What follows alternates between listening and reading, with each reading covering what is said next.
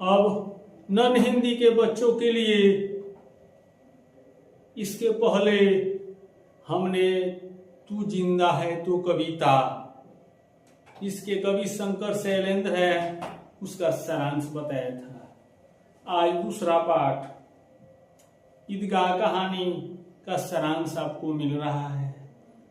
इसको सुनेंगे, समझेंगे, पसंद आएगा तो आप लाइक करेंगे, सब्सक्राइब करेंगे, शेयर करेंगे।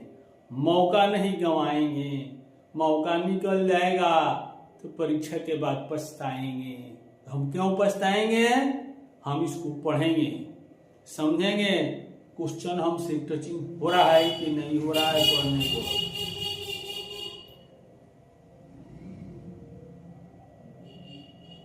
तो ईदगाह कहानी के लेखक मुंशी प्रेमचंद है।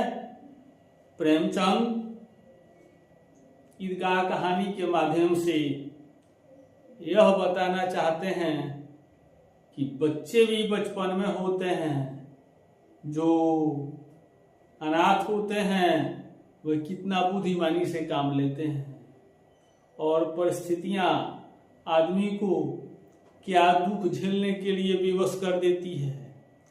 तो दुख आने पर घबराना नहीं चाहिए, डटकर मुकाबला करना चाहिए, जैसा हामिद ने इस कहानी में किया है।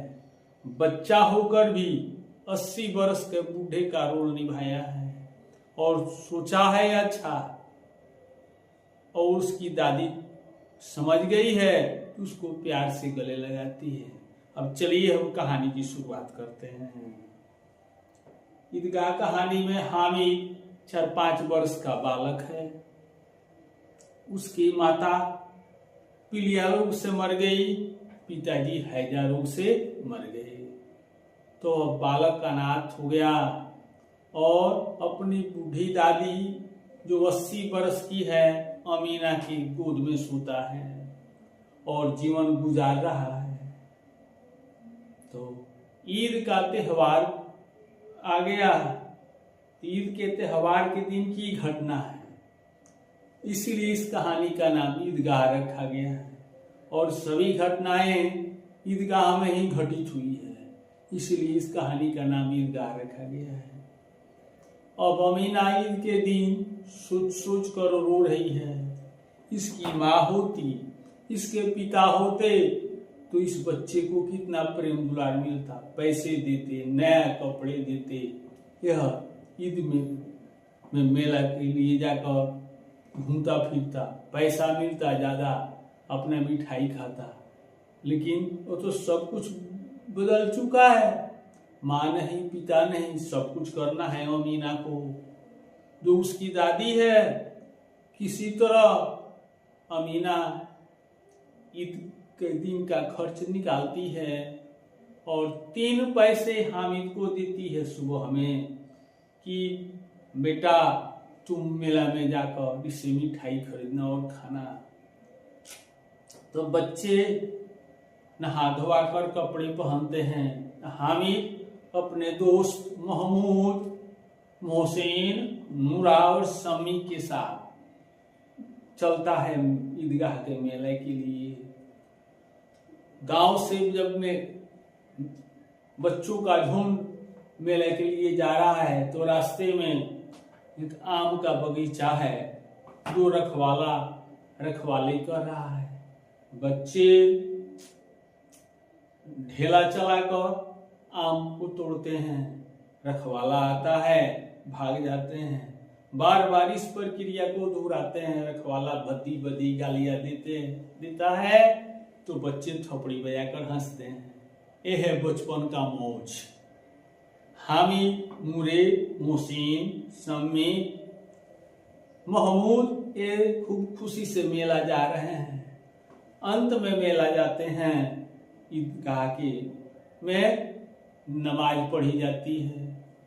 सब कोई नमाज के बाद गले मिलते हैं, एक दूसरे को दुआएं देते हैं। तब ईदगाह इमली के पेड़ के नीचे है, बगल में मेला लगा हुआ है, बच्चे मेला में जाते हैं। महमूद, मोहसिन, शम्मी, नूरे धनी घर के बेटे हैं, इतना पैसा लिए हैं तो मिठाई खरीदते हैं, खिलौना खरीदते हैं। हामिद को ललचाते हैं तो हामिद निराश होता है और घूम रहा है मेले में, मैं इस 3 पैसे से मैं क्या खरीदूं। अंत में एक लोहार के दुकान पर पहुंचता है, दिखता है एक चिमटा लोहा का, तो सोचता है मेरी दादी रोटियां पकाती है तो हाथ तवे से जल जाती है, अगर मैं चिमटा खरीद लेता हूं तो दादी का हाथ नहीं जलेगा। और मिठाई नहीं खरीदता है, अपने दादी के हाथ जलने से बचाने के लिए चिमटा खरीद लेता है, घर चलाने के लिए एक सामान खरीदता है। वो कैसा बच्चा है। और आज के बच्चे घर का ध्यान नहीं रखते हैं, पढ़ाई का ध्यान नहीं रखते हैं। ऐसा नहीं, हामिद की तरह बनिए। और हामिद चिमटा खरीद लेता है और कंधे पर रखे हुए आता है अपने दोस्तों मोहम्मद, शमी, मोहसिन, नूरे के पास। सभी बच्चे तालियां बजाकर हंसने लगते हैं। अरे भाई ये क्या खरीदा है, ये कुछ खाया नहीं पिया नहीं। तो हामिद अपने दोस्तों पर हावी हो जाता है, कहता है मेरा चिमटा देखो, तुम मिट्टी का खिलौना लिए हो, शमी खंजरे लिया था, महमूद को भिस्ती पसंद आया था, नूरा वकील खरीदा था जो चोंगा पहने हुए था। तो इस तरह हामिद कहता है कि मेरा चिमटा जो है कंधे पर रखने पर बंदूक हो जाएगा और हाथ में मैं बजाऊंगा तो मजीरा हो जाएगा। मेरा चिमटा टूटने फूटने वाला नहीं है, तुम लोगों का जो खिलौना है वह क्या होगा, पानी गिरेगी, ये धरती पर गिरेगा, टूट जाएगा, खत्म हो जाएगा। मेरा चिमटा एकदम उसी तरह रहेगा। अब बच्चे हामिद के बातों से प्रभावित होते हैं और कहते हैं उसके दोस्त कि दो एक खिलौना लेकर तुम खेल लो और हम तुम्हारी चिमटा से खेल लेते हैं। हामिद भी खुश हो जाता है और अपना चिमटा दे देता है, बारी बारी से उससे खिलौना लेकर खेल लेता है। और हामिद दोस्तों की रिबड़िया खाते हुए देखता है तो उसका मुंह ललच जाता है, फिर भी मन महसूस कर रह जाता है। इस तरह वहां की मेला भी समाप्त होती है।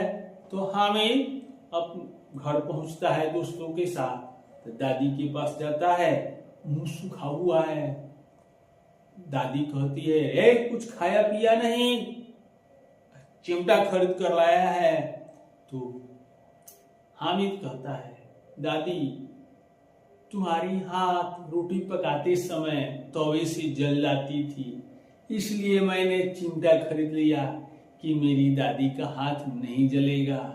अब इतना बात सुनते ही अमीना खुश हो जाती है, गुस्सा प्रेम में बदल जाता है और बच्ची हामिद को गोद में उठा लेती है, चूमने लगती है।